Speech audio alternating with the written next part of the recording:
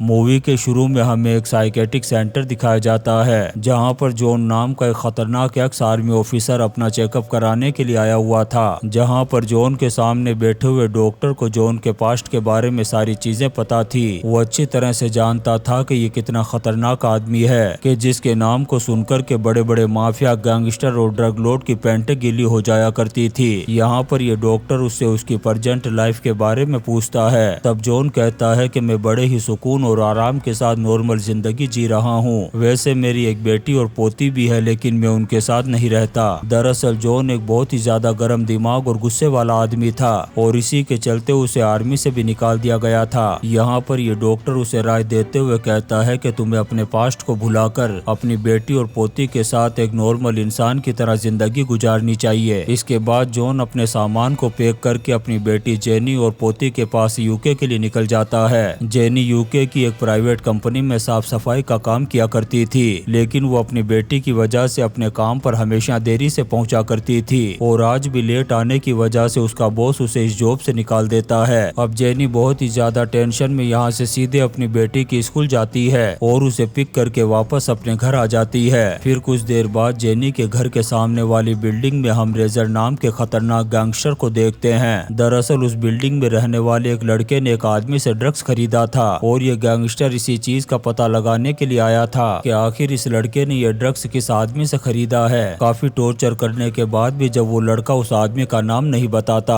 तब रेजर गुस्से में आकर के उसकी आंखों के सामने ही उसकी गर्लफ्रेंड का गला काट देता है। लेकिन अभी तक उसकी गर्लफ्रेंड जिंदा थी। रेजर उसे धमकी देते हुए कहता है कि अगर उसने उस आदमी का नाम नहीं बताया तो वो उसकी गर्लफ्रेंड की जिंदगी का टिकट काट करके नासा के रॉकेट में बैठा देगा। ये सुनकर के वो लड़का रेजर को उस आदमी का नाम बता देता है जिससे उसने ड्रग्स खरीदा था। लेकिन उसके बाद भी रेजर उसकी गर्लफ्रेंड और उसे गोली मार करके अपने आदमियों के साथ यहाँ से चला जाता है। दरअसल रेजर एक बहुत बड़ा ड्रग डीलर था और वो ये कभी नहीं चाहता था कि इस शहर में उसके अलावा भी और कोई ड्रग्स की सप्लाई करे। इसीलिए रेजर कुत्ते की तरह उस आदमी को ढूंढ रहा था जो चोरी चुपके से इसकी पीठ के पीछे इस शहर में ड्रग्स की सप्लाई कर रहा था। वहीं दूसरी तरफ हम जॉन को देखते हैं जो यूके पहुंच चुका था और एक होटल में रूम लेकर ये एक आर्मी ऑफिसर को कॉल करता है जिसके साथ ये काम किया करता था। दरअसल ये आर्मी ऑफिसर जॉन का एक बहुत ही अच्छा दोस्त था। वो जॉन को कॉल पर बात करने की बजाय मिलने के लिए कहता है। इसके बाद हम उस आदमी को देखते हैं जिसने उस लड़के को ड्रग्स सप्लाई किया था। गैंगस्टर रेजर उस आदमी को ढूंढते हुए अपने आदमियों के साथ वहां पर पहुंच जाता है। रेजर को देखते ही वो आदमी इस तरीके से भागता है जैसे बिल्ली कुत्ते को देख करके भागती है, लेकिन वो ज्यादा दूर तक नहीं भाग पाता और गैंगस्टर रेजर के आदमी उसे पकड़ लेते हैं और कहते हैं कि अब तेरा क्या होगा रे कालिया। अब रेजर उस आदमी को बुरी तरीके से टॉर्चर करते हुए उससे भी वही सवाल करता है जो उसने उस लड़के से किया था और कहता है कि बेटा चुपचाप बता दे तुझे ये ड्रग्स किसने दिया था। तब वो रेजर को टेरी नाम के एक आदमी के बारे में बताता है और कहता है कि मुझे ये ड्रग्स उसी ने दिया था। ये सुनने के बाद रेजर जैसे ही उस आदमी पर गन पॉइंट करके गोली मारने लगता है तभी उसकी नजर जॉन पर पड़ती है। तब वो उस पर गोली चला देता है, लेकिन जॉन अपने आप को बचाते हुए एक दीवार के पीछे छुप जाता है। इसके बाद रेजर अपने दो आदमियों को जॉन को मारने के लिए भेजता है, लेकिन जॉन तो वो आवारा सांड था जो किसी के बस में कहां आ सकता था। वो उन लोगों की गन छीन करके उनका ही काम तमाम कर देता है और वहां से भाग जाता है। रेजर जब इस चीज को देखता है तो उसका दिमाग खराब हो जाता है और वो गुस्से में आकर के जॉन को ढूंढना शुरू कर देता है। उधर जॉन उन आदमियों का काम तमाम करने के बाद सीधा अपनी बेटी जेनी के घर पहुंचता है और उससे मुलाकात करके उसे कहता है कि वो अपनी जिंदगी की एक नई शुरुआत करना चाहता है और इसी वजह से वो आज से अब यहीं पर रहेगा। उधर रेजर एक क्लब में जाकर के एक लंबे और झींपरे बाल वाले आदमी से मिलता है और उसे जॉन के बारे में सारी बात बताते हुए कहता है कि उस साले ने हमारे दो आदमियों को टपका दिया। तब वो झींपरे बाल वाला आदमी कहता है कि हमें जल्द से जल्द उसका काम तमाम करना होगा, नहीं तो वो साला आगे चलकर के हमारे लिए मुसीबत बन सकता है। फिर अगली सुबह हम जॉन को देखते हैं जो अपनी बेटी के साथ अपनी पोती को स्कूल छोड़ने के लिए जाता है। फिर वापस आते हुए जेनी भी जॉन को अकेला छोड़कर के जॉब ढूंढने के लिए चली जाती है। अब जॉन जब अकेले घर की तरफ आ रहा था तभी दो लड़के उसे देख लेते हैं। दरअसल ये लड़के रेजर के लिए ही काम किया करते थे। वो दोनों रेजर के पास जाकर के जॉन के बारे में बता देते हैं। उधर जॉन अपनी बेटी और पोती के साथ डिनर करते हुए अपनी पोती को एक वॉच देता है जिसके अंदर जॉन और उसकी वाइफ की फोटो लगी हुई थी। फिर थोड़ी देर बातें करने के बाद जॉन अपने सामान को पैक करता है और अपने आर्मी वाले दोस्त से मिलने के लिए चला जाता है। अब जॉन के जाते ही रेजर अपने आदमियों के साथ जेनी के घर पर पहुंच जाता है और उसे धमकी देते हुए कहता है कि तेरा बाप कहां गया है और वापस कब तक आएगा। लेकिन असल में जॉन ने जेनी को ये नहीं बताया था कि वो कहां जा रहा है और वापस कब आएगा, इसीलिए जेनी उसे जॉन के बारे में नहीं बता पाती। अब रेजर के दो आदमी जेनी को जबरदस्ती पकड़ करके एक रूम में ले जाते हैं और उसके साथ बलात्कार करने लगते हैं। वहीं दूसरे रूम में जेनी की बेटी सो रही थी।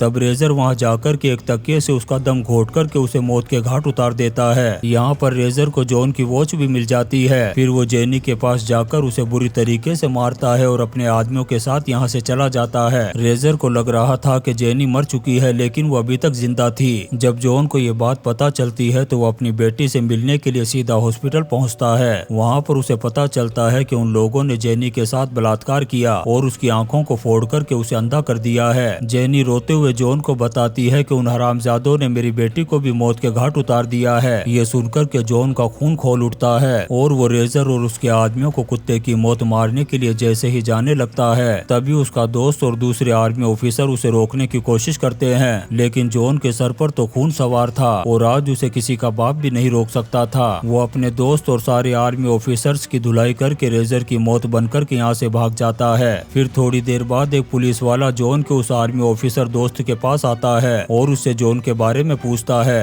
तब वो आर्मी ऑफिसर उसे बताता है कि मैं जॉन को अच्छी तरह से जानता हूँ कि वो कितना खतरनाक आदमी है। आज वो इतना डेंजर और खतरनाक तूफान बन चुका है कि उसको रोकना मुश्किल ही नहीं बल्कि नामुमकिन है, और जो भी उसके रास्ते में आएगा वो कुत्ते की मौत मारा जाएगा। इसलिए गलती से भी उसके सामने जाने की कोशिश मत करना। इसके बाद हम रेजर को देखते हैं जो एक क्लब में जाकर के एक आदमी से मिलता है और उसे जेनी और उसकी बेटी के साथ किए गए मामले को संभालने के लिए कहता है। साथ में उसे धमकी भी देते हुए कहता है कि अगर मेरे बारे में किसी को पता चला तो साले तू भी मेरे हाथ से कुत्ते की मौत मारा जाएगा। उधर जॉन सिक्योरिटी गार्ड को पकड़ कर के रेजर के बारे में पूछता है, क्योंकि रेजर जब अपने आदमियों के साथ यहाँ पर आया था तब यही सिक्योरिटी गार्ड यहाँ पर ड्यूटी कर रहा था। लेकिन ये सिक्योरिटी गार्ड रेजर के बारे में ज्यादा कुछ नहीं जानता था। वो बस एक आदमी को जानता था जो रेजर के लिए काम किया करता था, इसलिए वो जॉन को उसी आदमी का पता बता देता है। दरअसल वो आदमी कोई और नहीं बल्कि वही था जिसको रेजर ने जेनी और उसकी बेटी के मैटर को सोल्व करने के लिए कहा था। अब जॉन उस आदमी के पास पहुँच कर के रेजर के बारे में पूछता है। तब वो आदमी जॉन को बताता है कि तुम रेजर को कभी नहीं मार पाओगे क्योंकि वो बहुत ज्यादा पावरफुल आदमी है। तब जॉन गुस्से में आकर के इस कल्लू को धोने लगता है। तब ये कल्लू जॉन को एक क्लब के बारे में बताता है जहाँ पर रेजर अक्सर आया जाया करता था। अब जॉन इस कल्लू के पैर में गोली मार करके उस क्लब में पहुँचता है, लेकिन उस क्लब के बाउंसर जब उसे रोकने की कोशिश करते हैं तब जॉन WWE की फाइट करते हुए उनकी धुलाई करना शुरू कर देता है। सबको अधमरा करने के बाद जॉन जब आगे बढ़ता है तब उसे वहाँ पर वही झींपरा लंबे बाल वाला आदमी मिलता है जो रेजर का दोस्त था। जॉन इस झींपरे के मुंह में गोली मार करके इसे दूसरी दुनिया में भेज देता है ताकि ये वहाँ पर जाकर के अपने बाल कटा सके। फिर जॉन उसका फोन लेकर के यहाँ से चला जाता है। थोड़ी देर बाद वही पुलिस वाला इस क्लब में आ जाता है जो जॉन को तलाश कर रहा था। उधर जॉन उस झींपरे के मोबाइल से रेजर का नंबर निकाल करके अपने आर्मी वाले दोस्त को कॉल करता है और उसे नंबर देते हुए उसे ट्रैक करने के लिए कहता है। इसके बाद वो रेजर को कॉल करके कहता है कि हरामजादे जितना भागना है भाग ले, मैं बहुत जल्द तेरी मौत बनकर के तेरे पीछे आ रहा हूँ। साले हरामजादे तेरे पिछवाड़े में रशिया का मिसाइल लगा करके तुझे दूसरी दुनिया में पहुँचा दूंगा। लेकिन रेजर डरने की बजाय जॉन से कहता है कि साले मैं तो तेरे साथ WWE की फाइट करना चाहता हूँ। फिर रेजर एक ऐसे आदमी के पास जाता है जो उससे भी बड़ा ड्रग डीलर था। उस ड्रग डीलर को रेजर और जॉन के बारे में सारी बातें पता चल चुकी थी। वो रेजर को सलाह देता है कि तुम कुछ दिनों के लिए किसी कोने में जाकर के छुप जाओ, नहीं तो साले तेरे चक्कर में मैं भी लपेटे में आ जाऊंगा। जॉन का नाम सुनकर के इस ड्रग डीलर की भी जबरदस्त फट रही थी। उसकी बात को मानकर के रेजर एक बाथरूम में जाकर के अपने मोबाइल को वहीं पर छोड़ देता है, क्योंकि उसे लग रहा था कि जॉन उसके नंबर को ट्रैक करके उस तक पहुंच सकता है, और होता भी ऐसा ही है। जॉन उसके नंबर को ट्रैक करते हुए उस जगह पर पहुंच जाता है। यहाँ पर आकर के जॉन गोलियों की भारी बरसात कर देता है और एक एक करके सबको दर्दनाक और कुत्ते की मौत मार देता है। फिर यहाँ पर जॉन को एक आदमी मिलता है जो असल में रेजर के काम के खिलाफ था। यह आदमी जॉन का साथ देते हुए उसे समंदर के किनारे एक जगह के बारे में बताता है जहाँ पर रेजर ड्रग्स की डील करने के लिए गया हुआ था। फिर हम रेजर को देखते हैं जो सारे ड्रग डीलर को डील करने के लिए एक बोट में लेकर के जाता है। तभी यहाँ पर जॉन पहुँच जाता है और अंधाधुंध गोलियां चलाना शुरू कर देता है। जॉन मौत की ऐसी सुनामी बनकर के आया था कि वो थोड़ी ही देर में यहाँ पर लाशों के ढेर लगा देता है। सबका काम तमाम करने के बाद अब फाइनली जॉन के सामने रेजर आ जाता है। तब जॉन उसे पकड़ कर के कहता है कि हरामजादे बता तूने मेरी पोती को क्यों मारा था। तब रेजर कहता है कि साले तूने उस वक्त हमें देख लिया था, इसलिए हम तो तुझे मारने के लिए गए थे,